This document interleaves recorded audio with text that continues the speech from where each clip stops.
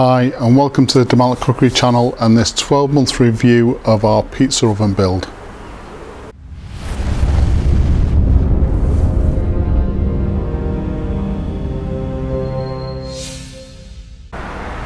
Okay, so we've got a lot of people who either done the build, in the process of doing the build, or thinking about building their own pizza oven. So I thought it would be good to show a really honest review of the very first pizza oven that I actually built, go through it, show you exactly how it's fared over the last 12 months. This particular oven has had over 50 fires inside it, and that'll hopefully give people the confidence to attempt this build if they're thinking about doing it. Now, for those of you that are not familiar with the pizza oven build, there is a full series of videos on the Vermiculite YouTube cookery channel. There's actually 9 of them going through in as much detail as I could possibly manage how to build this pizza oven that you're going to see now from start to finish. Okay, so one thing to bear in mind with regard to the oven that you're going to see now, it was actually the very first pizza oven that I built. The one that features in the build video series on the channel is not this one. It's the second one that I built, and that second one has a number of improvements which I knew I had to make. Obviously, when you've built one, you know where you've gone wrong or where you can make improvements, and that actually is what happened on the second one. So the one that features in the video is actually one with improvements over the one you're going to see.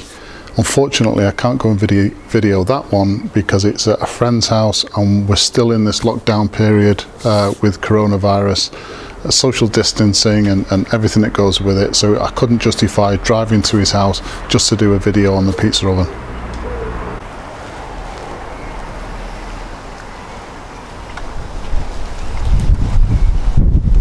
So for those that are not familiar with the build, this is the very first pizza oven that I did. It's made using a Decathlon gym ball as a template in order to produce this Pompeii style pizza oven. The brick plinth or staging that it's sat on, that's the first ever bricklaying job I ever attempted, together with the staging for this coal barbecue. On the other side is normally a gas-fired barbecue, but we're doing a little bit of fitness training at the moment, trying to keep fit during the coronavirus lockdown, so that's just been wheeled away to another part of the garden. So these are the brick tiles or brick slips that are made. Again, that's featured in the video series, and I'm quite impressed with how they fared. The only thing these have got on, so these are just sand and cement which has been placed into a silicone mould, and the only thing this has is 2 coats of patio paving sealer on the top.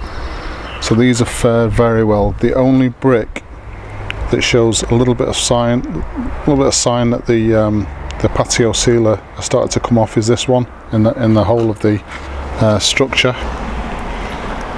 Also, in between the brick slips or brick tiles, we've got fire cement. So this is ready mixed fire cement. Again, if you're familiar with the videos, you'll know about that. And this cracking that you see happened as the cement was drying out, so nothing to do with putting fires inside the pizza oven. And this cracked and then stayed exactly like that, so it's not moved. None of the pointing has come out at all, none of the fire cement has come out.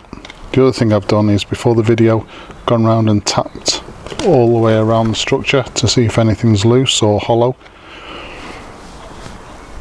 And the only thing that I found, I think it's that one. So that one brick tile sounds slightly hollow. Don't know if you can hear that. The rest of them are solid around it, just that one. So that's just come away a little bit. I'm personally going to leave that, but if you're concerned about it, you just take that out and reseat it.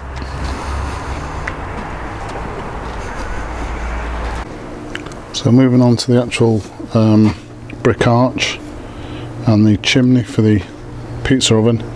This block paving has held up really well. There's been nothing, no damage, no cracking, nothing to it. Held up really well. In fact, I can't see any damage on it whatsoever after 12 months. I mean, in excess of 50 fires. This slight discoloration here, all I do after a cook is just when it's cooled down, I just wipe it over with a damp cloth and that's it. So with regard to the build, and a Pompeii style oven, they always say that you should have the ratio between the height of the arch and the total height of the dome itself. This should be around 83% of the total height, but somebody in Australia messaged me and said that because these vermiculite style concrete ovens don't go to as high a temperatures as maybe a brick built one, to have that slightly less. So this is actually 55% of the total height, not 63, and I am so pleased that I did that, because I've seen this type of oven, this vermiculite structure style of oven, where this is at 63% and the whole front here is completely black. You just can't even recognise it. And what the guy in Australia said, and thanks very much John, is that because these ovens work at a lower temperature, if this is any higher than 55%, there'll be a lot of loss of heat, which this oven really can't take, and also there's a lot of smoke generated initially, and this again would just get completely black. So he was absolutely spot on. And again, with regards to block paving, no damage on it whatsoever. The only thing is, this being the first build, I thought that a contrasting colour between the archway and the actual dome itself would be good. In fact I went off this virtually as I made it.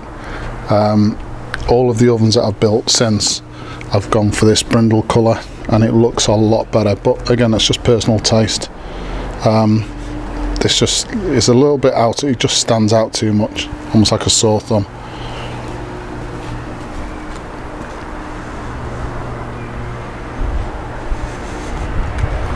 The oven door, again, you'll see from the build, or if you're familiar with the build, this is actually from this old barbecue which I was given for free.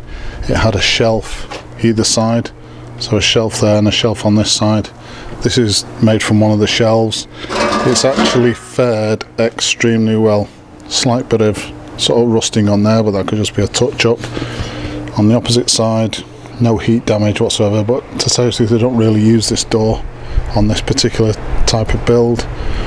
The only thing that I would say is, although this looks good, this little temperature gauge is completely useless, because almost all of the cooking is done with this oven either off or just turned like that at a slight angle, because if you block all of the air ventilation from it, the fire will go out quite quickly. Could do with a vent door in here, I think, just a vent door about there, but I won't bother with this. But that's held up really well. So actually moving into the oven itself, let me just turn that on, put that in. So the difference between this particular build and the oven that's in the video series on the YouTube channel is that this structure is 1 centimetre thinner in wall thickness than the pizza oven that's actually featured in the build series. And also, this particular oven does not have any chicken wire mesh reinforcement at all. The fact that it doesn't have that chicken wire mesh, and it's 1 centimetre thinner in wall thickness, and yet it's still held up really well, is quite impressive, I think. So I've lost count how many fires I've had in this particular oven, well in excess of 50, maybe 65 fires, all with an average temperature of around 450 to 480 degrees centigrade. What I found was, try to commission this correctly, and that's one of the really important points about this type of oven. If you don't commission it correctly, it will crack quite significantly. So if it's wet and you put a very large fire in, you're going to blow the concrete, but if it's commissioned correctly it will work very well. So one thing I noticed when I commissioned this one without the chicken wire mesh reinforcement was that it cracked maybe after the second fire, just superficial cracking, which I don't know if you can see that, and the cracking actually looks a lot worse than it is. So that cracking appeared up there, that cracking appeared after the second fire or around the second fire and then stayed as it is. It's never got any worse.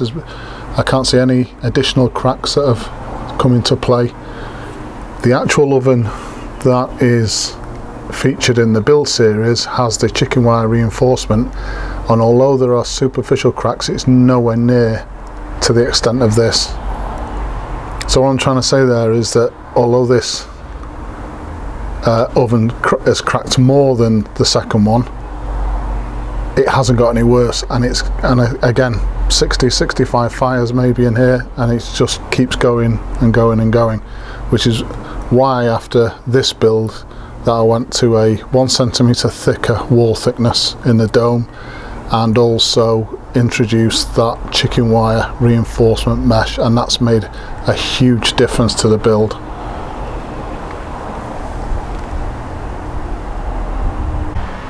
Okay, so before I sign off, I just want to show you this. This is going to be my next project, hopefully, on the YouTube channel, and it is a homemade distillery using a standard pressure cooker.